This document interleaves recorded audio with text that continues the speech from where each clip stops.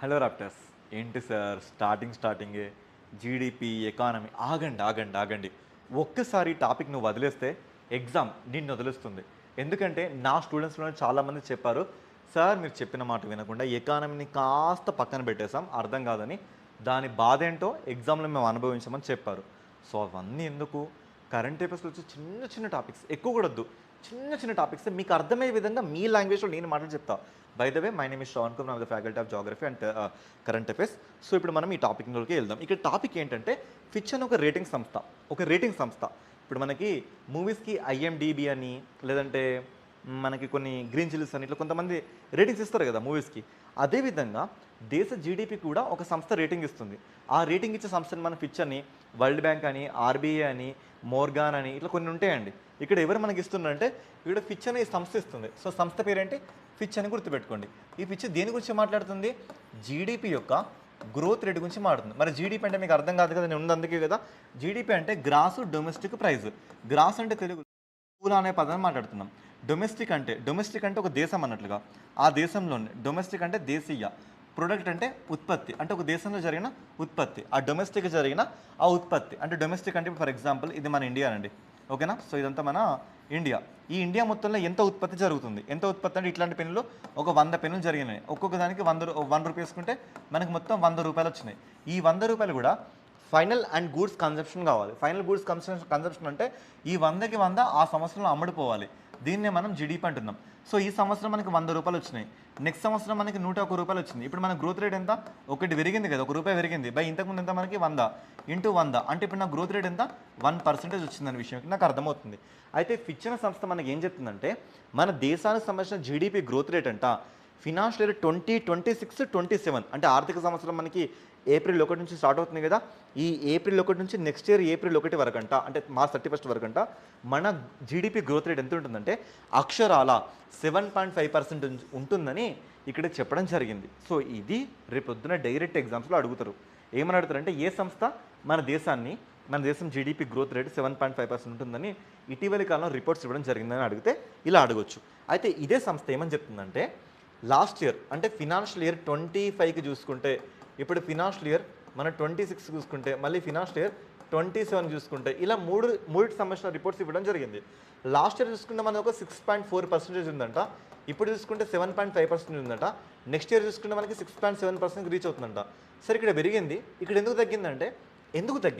తగ్గిందంటే ఇప్పుడు ప్రపంచవ్యాప్తంగా గ్లోబల్ వైజ్గా అంటే ప్రపంచం మొత్తం జరుగుతున్న జీడిపి ప్రొడక్షన్ మనం చూసుకుంటే, అంటే గ్లోబల్ వరల్డ్ డొమెస్టిక్ ప్రొడక్ట్ చూసుకుంటే అది మనకు ఒక 2.4% రేంజ్లో ఉన్నప్పటికీ ఇండియా ఈ లెవెల్లో పర్ఫార్మ్ చేయడానికి కారణాలు ఏంటి, ప్రధానమైన కారణాలు ఏంటంటే డొమెస్టిక్గా మంచి డిమాండ్ ఏర్పడింది. మన ఇండియాలో ఇన్వెస్ట్మెంట్ చేయడానికి మంచి ఇన్ఫ్లుయెన్స్, మంచి ఇన్వెస్ట్మెంట్స్ మన దేశానికి వస్తున్నాయంట. ఈ కారణం పరంగా మన దేశంలో ఇన్వెస్ట్మెంట్లు బాగున్నాయి, అదేవిధంగా డొమెస్టిక్ డిమాండ్ కూడా చాలా బాగుంది. దాంతోపాటుగా ప్రధాన కారణం పొలిటికల్ స్టెబిలిటీ. కొంతకాలం నుంచి మన దేశంలో ఒకే రాజకీయ పార్టీ చాలా బాగా పొలిటికల్ స్టెబిలిటీ మెయింటైన్ చేస్తుంది. ఇవన్నీ కారణాల వల్ల ఇది అచీవ్ అయిందనేది మాట్లాడుతుంది. ఇది దీనికి సంబంధించిన క్లియర్ కట్ రివ్యూ అండి, ఓకేనా.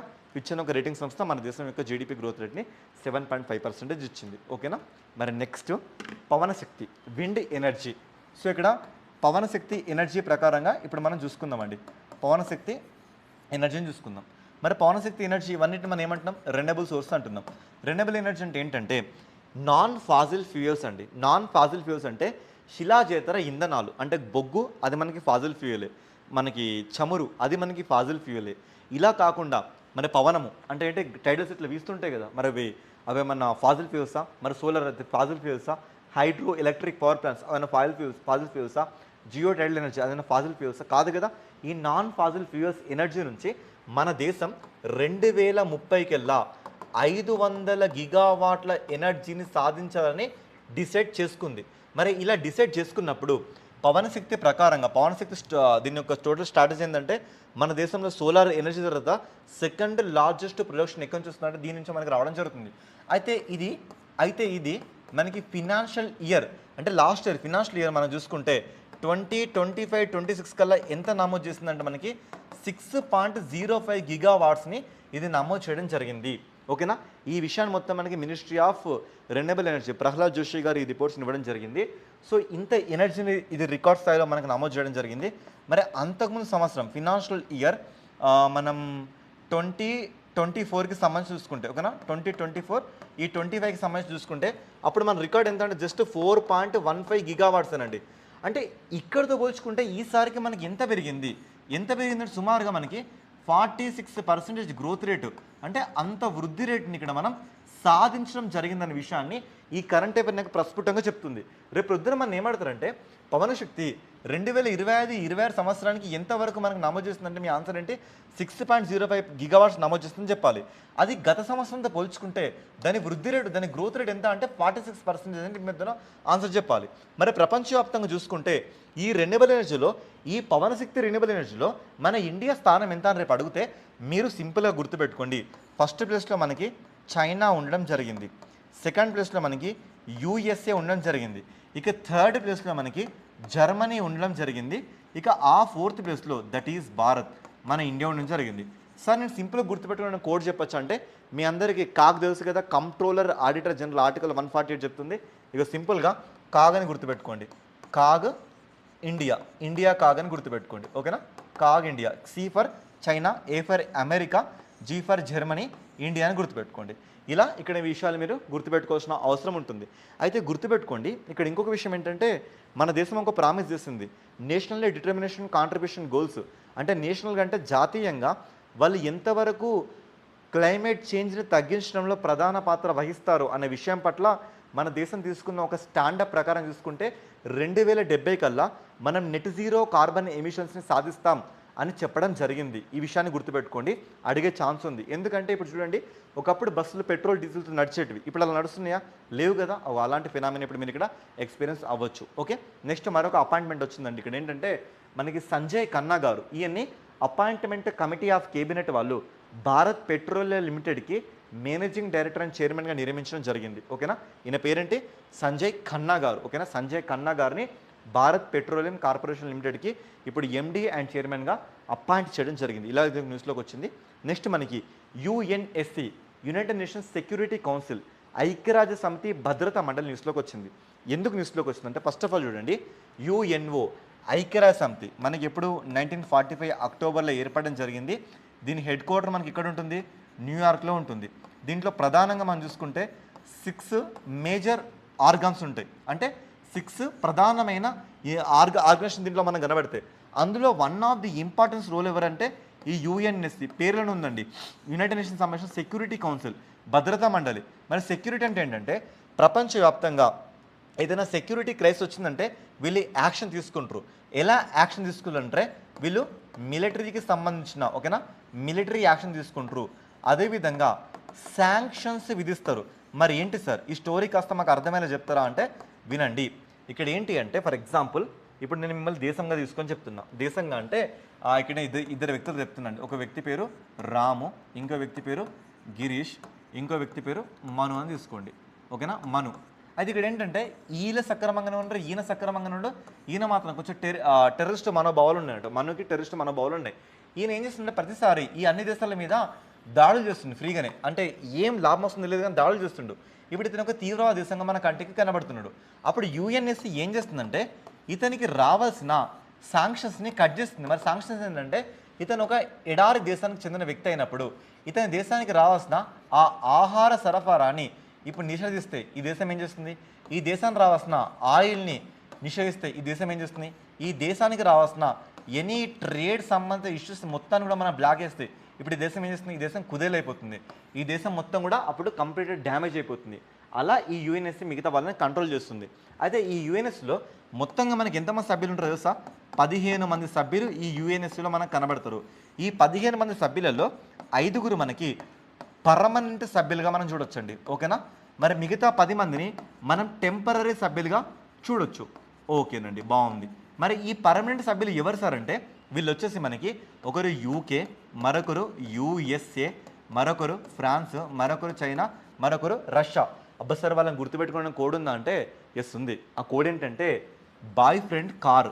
ఓకేనా, బాయ్ ఫ్రెండ్కి కార్ ఉందని గుర్తుపెట్టుకోండి. బి ఫర్ ద బ్రిటన్ అంటే యూకే, ఎఫ్ అంటే ఫ్రాన్స్, సి అంటే చైనా, ఆర్ అంటే రష్యా, ఏ అంటే యూఎస్ఏ అమెరికా అని గుర్తుపెట్టుకోండి. ఇక ఇవి కాకుండా మిగతా మనకి 10 దేశాలు ఉంటాయండి. ఈ 10 దేశాలని ఒకసారి ఆఫ్రికా నుంచి, ఆసియా పసిఫిక్ నుంచి, వెస్టర్న్ యూరప్ నుంచి, కరేబియన్ ల్యాండ్స్ నుంచి మనం తీసుకోవడం జరుగుతుంది వాటిని. ఓకేనండి. ఇప్పుడు బాగుంది. ఇక్కడ ఏంటంటే మొత్తం మనకి 15 దేశాలు ఉన్నాయి కదా. ఈ 15 దేశాలలో యుఎన్ఎస్సి ఏదైనా ఒక రిజల్యూషన్ అంటే అర్థం ఏంటంటే ఒక తీర్మానాన్ని ప్రవేశపెట్టాలంటే దానికి ఎంతమంది అనుమతి కావాలంటే ఈ 10లో 9 ఈ 9 దేశాలు అనుమతి చేయాలి. ఈ 5లో ఏ ఒక్క దేశం కూడా నో అనే సమాధానం చెప్పకూడదు. అందరూ కూడా ఒప్పుకున్నప్పుడు మాత్రమే అది ఒక రిజల్యూషన్ పాస్ అవుతుంది. ఆ రిజల్యూషన్ అనేది ఒక బైండింగ్ రిజల్యూషన్. బైండింగ్ రిజల్యూషన్ అంటే ఏంటంటే తప్పకుండా తూచా తప్పకుండా ఆ రిజల్యూషన్ని ఆ సభ్య దేశాలు అందరూ కూడా ఫాలో అవ్వాల్సిందే అనే విషయాన్ని ఇక్కడ మనం గుర్తుపెట్టుకుందాం. ఓకేనా. ఇక్కడ చూసుకుంటే మనకి 5 పర్మనెంట్ దేశాలు ఎవరెవరంటే మనకి చైనా కానీ, ఫ్రాన్స్ కానీ, రష్యా కానీ, యునైటెడ్ స్టేట్స్ కానీ, యూకే కానీ. మరి మిగతా పర్మనెంట్ అంటే మిగతా మనకి టెంపరీ దేశాలు ఏంటి అంటే ఆఫ్రికాను చూసుకుంటే 3 దేశాలు ఉంటాయి, ఆసియా పసిఫిక్ నుంచి 2 దేశాలు ఉంటాయి, ఈస్టర్న్ యూరోప్ నుంచి 1 దేశం ఉంటుంది, లాటిన్ అమెరికా అండ్ కరేబియన్ నుంచి 2 దేశాలు ఉంటాయి, వెస్టర్న్ యూరోప్ అండ్ అదర్స్ నుంచి ఇంకో 2 దేశాలు ఉంటాయి. Okay sir. అయితే ఇప్పుడు న్యూస్ ఎందుకు వచ్చిందంటే వెరీ రీసెంట్గా మనకి స్ట్రెయిట్ ఆఫ్ హర్మోస్ అని ఒకటి ఉంది కదా, జలసంధి. హర్మోస్ జలసంధి గుర్తుపెట్టుకోండి. హర్మోస్ జలసంధి. ఈ హర్మోస్ జలసంధి ఏం జరుగుతుంది గత కొంతకాలం నుంచి? ఈ హర్మోస్ జలసంధికి మన ఉత్తరాన్ని చూసుకుంటే ఏ దేశం కనబడుతుంది? ఇరాన్ ఉంది. మరి దక్షిణం చూసుకుంటే మనకి ఏ దేశం కనబడుతుంది? ఒకటి యుఏఈ కనబడుతుంది, రెండవది ఒమాన్ కనబడుతుంది. ఈస్ట్లో చూసుకుంటే మనకి గల్ఫ్ ఆఫ్ ఒమాన్ కనబడుతుంది. ఓకే, గల్ఫ్ ఆఫ్ ఒమాన్ కనబడుతుంది. ఇటు వెస్ట్లో చూసుకుంటే మనకి పర్షియన్ గల్ఫ్ కనబడుతుంది. పర్షియన్ గల్ఫ్ కనబడుతుంది మనకి ఇక్కడ. ఓకేనా.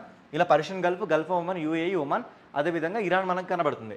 అయితే వెరీ రీసెంట్గా ఈ దాన్ని మళ్ళీ రీఓపెన్ చేయాలి అనొక ప్రతిపాదన యుఎన్ఎస్సి ముందుంది. ఈ యుఎన్ఎస్సి ముందున్న ఈ ప్రతిపాదనని ఎవరెవరు తిరస్కరించారంటే చైనా తిరస్కరించింది, అదేవిధంగా రష్యా కూడా తిరస్కరించింది. ఎందుకు తిరస్కరించారంటే వీళ్ళు కంప్లీట్గా యూఎస్ఏకి అగెనెస్ట్ కదా. ఆ యుఎన్ఎస్సి సపోర్ట్ అయ్యే అంటే యునైటెడ్ స్టేట్స్ అమెరికాకి సపోర్ట్ అయ్యే ఏ తీర్మానాన్ని కూడా వీళ్ళు ఓకే చేయరు కాబట్టి వీళ్ళు దాన్ని నాట్ ఓకే. దీన్నే మనం టెర్మినాలజీ వీటో పవర్ అనే పేరుతో మనం పిలుచుకుంటాం. వీటో అనే పేరుతో పిలుచుకుంటాం. ఇలా వీటో చేయడం జరిగింది. అలా వీటో చేశారు కాబట్టి ఇప్పుడు దీన్ని మనం న్యూస్లో మాట్లాడుకుంటున్నాము. అలా రష్యా కానీ, చైనా కానీ, యుఎస్ఏని ఇప్పుడు వీటో చేయడం జరిగింది. అలా మళ్ళీ ఓపెన్ అవ్వాల్సిన హర్మోజ్ ఇప్పుడు క్లోజ్ అయిపోయింది అనే విషయం ఇక్కడ మనం గుర్తుపెట్టుకోవాలి. అలా యుఎన్ఎస్సి మనకి న్యూస్లోకి వచ్చింది. ఇది యుఎన్ఓకి సంబంధించిన 6 ప్రధానమైన అంగాలలో ఒకటి. 1945లో యుఎన్ఓ మనకి ఏర్పడింది. న్యూయార్క్ దానికి హెడ్ క్వార్టర్ ఉంది. ఈ యుఎన్ఎస్సి యునైటెడ్ నేషన్స్ సెక్యూరిటీ కౌన్సిల్స్లో మొత్తం 15 దేశాలు ఉంటాయి. ఈ 15లో 5 పర్మనెంట్ దేశాలు, 10 నాన్ పర్మనెంట్ ఆర్ టెంపరీ దేశాలు. ఆ 5 పర్మనెంట్ దేశాలు గుర్తుపెట్టుకుని ఒక చిన్న కోడ్ చెప్పిన, బాయ్ ఫ్రెండ్ కారణం చెప్పిన. బి అంటే బ్రిటన్, యూకే. సో ఎఫ్ అంటే ఫ్రాన్స్, సి అంటే చైనా, ఏ అంటే అమెరికా, ఆర్ అంటే రష్యా. ఇప్పుడు చైనా, అమెరికాలు ఈ హర్మోస్ స్ట్రెయిట్ ఓపెన్ అవ్వాలంటే వీటో ప్రయోగించినాయి, ఓపెన్ చేయకండి అని. ఎందుకు? అమెరికా మీద కోపంతో ఇలా చేయడం జరిగింది. అలా యుఎన్ఎస్సి మనకి న్యూస్లోకి రావడం మనం చూడొచ్చు. ఓకేనా. ఎస్. నెక్స్ట్ ఇక మన చివరి కరెంట్ అఫైర్ని ఇక్కడ మనం అబ్జర్వ్ చేద్దాం. సో మీకు తెలుగులో కూడా స్క్రిప్ట్ ఉందండి, ఇక్కడ నో ఇష్యూ. పెద్ద టాపిక్స్ని చిన్న సింపుల్గా చేసి చెప్పడం జరుగుతుంది. ఇవి కావాలనుకుంటే మీరు డైరెక్ట్గా మళ్ళీ మన టెలిగ్రామ్లోకి వెళ్ళి చూడండి. ఓకే. ఇక మన చివరి కరెంట్ అఫైర్ ఏంటి అంటే ఇక్కడ మళ్ళీ మనకి ఎకానమీ అండి. ఎకానమీని మీరు ఫీల్ అవ్వకండి. ఇక్కడ నేను ఒక చిన్న స్టోరీ చెప్తాను మీకు చిన్న స్టోరీ ఏంటంటే ఒక సర్వే తీసుకొచ్చారు. Annual survey for the incorporated service sector enterprise. అబ్బా సార్ మస్తు పెద్దగా ఉంది సార్. అది ఏం పెద్దగా ఉందండి, ఏం పెద్దగా ఉంది దాంట్లో. ఇవి చూడండి, యాన్యువల్ సర్వే, సంవత్సరం చేసే సర్వే. దేనికోసం? ఇన్కార్పొరేట్ అంటే రిజిస్టర్ అనేవి. దేంట్లో రిజిస్టర్ అనేది? Service sector register enterprises. అంతే. Annual survey for the incorporated service sector enterprises. అంతే, అంతకుమించి ఏముంది దీంట్లో గుర్తుపెట్టుకోనీకే. మరి సర్వీస్ సెక్టర్ అంటే ఏంటి? అదే కదా మీ డౌట్. నేను చెప్తా. ఎకానమీని మనం ఏం చేసినామంటే 3 రంగాలుగా 3 సెక్టార్గా విభజించామండి. ఆ 3 సెక్టార్లు ఏంటంటే ఒకటి ప్రాథమిక రంగం, ద్వితీయ రంగం, తృతీయ రంగం. ఇంగ్లీష్లో అయితే primary sector, secondary sector, tertiary sector. ఆ టెరిషరీ సెక్టర్ సర్వీస్ సెక్టర్ అంటున్నాం. ఇక చూడండి, ఎకానమీని మనం 3 రంగాలుగా విభజించినాం. ఆ 3 రంగాలు ఏంటి అంటే ఇంగ్లీష్లో 3 సెక్టార్స్ అంటున్నాం. ఒక సెక్టార్ వచ్చేసి మనకి ప్రైమరీ సెక్టార్ అంటే ప్రాథమిక రంగం. మరి సెకండ్ సెక్టర్ వచ్చేసి ఏంటి మనకి? Secondary sector. ఓకేనా. సెకండరీ ద్వితీయ రంగం. మరి థర్డ్ వచ్చేసి ఏంటి మనకి? Tertiary sector. అంటే అర్థం ఏంటి మనకి? టెరిషరీ అంటే ఇక్కడ సర్వీస్ సెక్టర్. ఈ సర్వీస్ సెక్టర్ని మనం టెరిషరీ అనే పేరుతో పిలుచుకుంటున్నాం. ఓకేనా. తెలుగులో అయితే తృతీయ రంగం, ద్వితీయ రంగం, సెకండరీ రంగం. ప్రాథమిక రంగం. మరి ప్రాథమిక రంగం అంటే అర్థం ఏంటంటే దీంట్లో వ్యవసాయ రంగం ఉంటుందండి. అంటే వ్యవసాయ రంగం అంటే ఏంటి? అగ్రికల్చర్ రంగం కూడా మన దీంట్లో ఉంటుంది. అగ్రికల్చర్తో పాటు మనకి క్వారీయింగ్ అండ్ మైనింగ్. ఓకేనా? ఎవరెవరు మనకి క్వారీయింగ్ అండ్ మైనింగ్ అంటే మీకు తెలుసు కదా, అలా ఉంటుంది. మరి సెకండ్ సెక్టర్ చూసుకుంటే మనకి ఇండస్ట్రీస్ ఇందులో కనిపిస్తాయి. ఇండస్ట్రీ సెక్టర్ మనకి కనిపిస్తుంది. ఓకేనా? ఈ ఇండస్ట్రీ సెక్టర్కి ఎప్పుడైతే మనకి క్వారీయింగ్ మైనింగ్ జాయిన్ అవుతుందో అప్పుడు దాన్ని మనం సెకండ్ సెక్టర్ అంటాం. ఎప్పుడైతే అగ్రికల్చర్ సెక్టర్కి క్వారీయింగ్ మైనింగ్ జాయిన్ అవుతుందో అప్పుడు మనం దాన్ని ప్రైమరీ సెక్టర్ అంటాం. ఓకేనా? గుర్తుపెట్టుకోండి. మళ్ళీ అగ్రికల్చర్ సెక్టర్ని మనం ఇంకో 4 పాయింట్స్గా సెగ్రిగేషన్ చేస్తున్నాం. ఫస్ట్ పార్ట్ ఏంటంటే క్రాప్స్, పంటలు కూడా దీంట్లో మనకు కనబడతాయి. నెక్స్ట్ లైఫ్ స్టాక్ అంటే పశు సంపద, ఆవులు, గేదెలు, గొర్రెలు, మేకలు. ఓకేనా? మరి మూడోది ఏంటంటే ఫారెస్ట్ అండ్ ల్యాగింగ్, అడవులు మరియు కలప దీంట్లో మనకు కనబడుతుంది. నాలుగవది ఎక్వాటిక్స్ అంటే అర్థం ఏంటి? మత్స్య సంపద దీంట్లో కనబడుతుంది. ఓకేనా? ఇక మైనింగ్ క్వారింగ్ అంటే అవేనట్లుగా. మరి ఇండస్ట్రీ సెక్టర్లో మళ్ళీ మనకి 3 రంగాలు కనబడుతున్నాయి. ఓకేనా? ఒకటి ఏంటంటే మనకి మ్యానుఫ్యాక్చరింగ్ అంటే అర్థం ఏంటి? తయారీ రంగం ఇందులో మనకి కనబడుతుంది. రెండవది కన్స్ట్రక్షన్ రంగం అంటే అర్థం ఏంటి? మనకి నిర్మాణ రంగం దీంట్లో కనబడుతుంది. మూడవది వాటరు ఎలక్ట్రిసిటీ, తర్వాత గ్యాస్. సో ఓకేనా? ఇక్కడ ఈ 3 రంగాలు దీంట్లో కనబడుతున్నాయి. ఇక సర్వీస్ సెక్టర్ అంటే అర్థం ఏంటిది? ఇక్కడ మనకి హోటల్స్ కానీ, హాస్పిటల్స్ కానీ, ఓకే, రియల్ ఎస్టేట్స్ కానీ, ఓకేనా, మరి పబ్లిక్ అడ్మినిస్ట్రేషన్ కానీ, ఫినాన్స్ కానీ, బ్యాంకింగ్ కానీ, సర్వత్రా మొత్తం కూడా మనకి దీంట్లోనే కనబడుతుంటాయి. ఓకేనా? ఇలా primary sector, second sector, tertiary sector ఉంది. అయితే ఇప్పుడు ఇందులో అంటే మొత్తం మన దేశానికి జీడిపి ఈ రంగం నుంచి వస్తుంది, ఈ రంగం నుంచి వస్తుంది, ఈ రంగం నుంచి వస్తుంది. ఆ జీడిపి మొత్తం మనకి 100 రూపాయలు అనుకుంటే ఈ 100 రూపాయల్లో సుమారుగా 50 రూపాయలకి పైగా మనకి ఈ యొక్క సర్వీస్ సెక్టర్ నుంచి వస్తుంది. మరి ఇలాంటి సర్వీస్ సెక్టర్ మీద ఒక యాన్యువల్ సర్వే మన దగ్గర పక్కాగా ఉందనుకోండి, అప్పుడు ఏం చేస్తున్నారు సార్ మన గవర్నమెంట్? ఏ సెక్టార్ కింద మనం ఎక్కువగా ఫండింగ్స్ ఇవ్వాలి, ఏ సెక్టార్లో మనం ఉపాధి ఎక్కువ కల్పించాలి, ఏ సెక్టార్ని మనం పైకి తీసుకురావాలి, ఏ సెక్టార్ మీద మంచి పాలసీలు మనం ఫ్రేమ్ చేయాలి, ఏ సెక్టార్ని ఇండియాకి ఒక నమూనాగా మనం ప్రపంచ దేశాలకు చూపించాలి అని ఒక క్లియర్ కట్ విజన్నే మనం ఇక్కడ ఏమంటున్నామంటే annual survey for the incorporated service sector enterprise అనే పేరుతో పిలుచుకుంటున్నాం. సుమారుగా ఒక 21 లక్షల ఎంటర్ప్రైజెస్ని ఇక్కడ మనం డిస్కస్ చేయడం జరుగుతుంది. అంటే అవన్నిటిని మనం యాన్యువల్ సర్వే చేయడం జరుగుతుందని ఇక్కడ మనం చూడొచ్చు. అంత సర్వేని ఇక్కడ మనం చేసినాం. ఓకేనా? ఆ సర్వే మొత్తం ఇక్కడ రెడీ అయిపోయింది. ఈ సర్వేని ఎవరు చేపట్టారని అడుగుతారు. ఆ ఎవరు చేపట్టారంటే ఎన్ఎస్ఓ చేపట్టడం జరిగింది. ఎన్ఎస్ఓ ఏ కాలానికి చేపట్టింది సార్ అంటే ఓన్లీ ఫినాన్షియల్ ఇయర్ 2024-2025కు మాత్రమే ఎన్ఎస్ఓ అంటే నేషనల్ స్టాటిస్టికల్ ఆఫీస్ ఇది మనకి 2019 ఏర్పడింది. దీని హెడ్ క్వార్టర్ ఎక్కడ ఉంటుందో మనకి ఢిల్లీలో ఉంటుంది. సరే, ఇది ఏ మంత్రిత్వ శాఖ కింద పనిచేస్తుంది సార్ అంటే మాస్పీ అనే మంత్రిత్వ శాఖ కింద పనిచేస్తుంది. మాస్పీ అంటే ఏంటి? Ministry of statistical programme implementation అనే ఈ మంత్రిత్వ శాఖ కింద రన్ చేస్తుంది. ప్రెసెంట్ దీనికి సంబంధించిన కన్సర్న్ మంత్రి ఎవరు? ఈ క్వశ్చన్ నేను మిమ్మల్ని డైరెక్ట్గా అడుగుతున్నా, తెలిస్తే కింద కామెంట్ చేయండి. ఓకేనా? ఇవి గాయస్ ఈ రోజుకి సంబంధించిన కరెంట్ అఫైర్స్. ఐ హోప్ కొన్ని క్రిస్ప్ కరెంట్ అఫైర్స్ని, ఎగ్జామ్లో ఇంపార్టెంట్ అనిపించిన కరెంట్ అఫైర్స్ని మీకు అర్థమయ్యే విధంగా అర్థవంతంగా చెప్పానని నేను అనుకుంటున్నా. ఇంకా ఏమైనా డౌట్స్ ఉంటే కింద కామెంట్ బాక్స్ మీకోసమే వేచి చూస్తుంది, దాంట్లో కామెంట్ చేయండి. ఓకేనా? సో నచ్చితే మాత్రం ఖచ్చితంగా లైక్ ఇవ్వండి. మీ ఫ్రెండ్స్కి ఇది యూజ్ అవుతుంది అనుకుంటే మీకు తెలిసిన వాట్సాప్ గ్రూప్స్ కానీ, టెలిగ్రామ్ గ్రూప్స్లో కానీ వీడియోని మీరు పాస్ చేయండి. ఎందుకంటే ఒక జెన్యూన్ ఇంటెన్షన్తో మేము ముందుకు వస్తున్నా కాబట్టి ఖచ్చితంగా సపోర్ట్ చేసిన బాధ్యత మీది. మా తరపున మేము ఇచ్చేస్తాం, మీ తరపున ఇవ్వాల్సింది మీరు ఇచ్చేసేయండి. So this is topics about today's current affairs. Thank you so much. Okay, జై హింద్.